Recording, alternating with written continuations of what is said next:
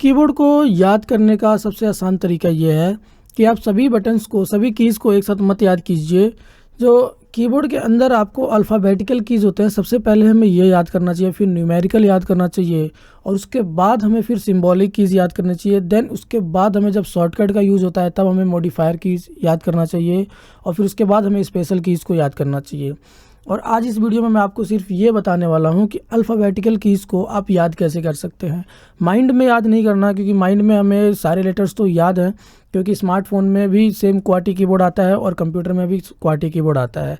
तो हम सभी उसमें स्मार्टफोन में चलाते रहते हैं, तो हमें याद है कि कौन सा कीज़ कहाँ पर है। लेकिन मैं आपको एक तरीका बताने वाला हूँ जिसकी मदद से आप सभी लेटर्स को आप अपने उंगलियों के मसल्स को याद करवा सकते हैं। इससे क्या होगा कि आप बिना देखे भी टाइपिंग कर सकते हैं। तो चलिए फिर स्टार्ट करते हैं।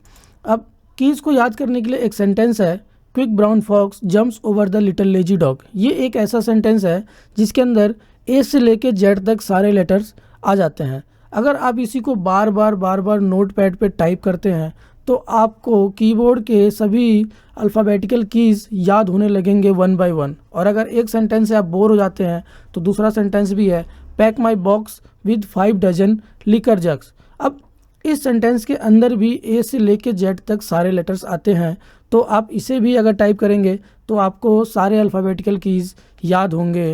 इसके अलावा एक सेंटेंस है, jackdaws love my big sphinx of quartz. अब अगर इसे भी आप टाइप करते हैं तो आपको ए से लेके जेड तक सारे लेटर्स याद होंगे। मैं दोबारा कह रहा हूँ, माइंड को याद नहीं करवाना, हमें अपने मसल्स को याद करवाना है। तो उसके लिए सबसे आसान तरीका यही है कि इन सेंटेंस को आप नोटपैड के ऊपर टाइप करते रहिए और जब तक करते रहिए जब तक आपको याद ना हो जाए।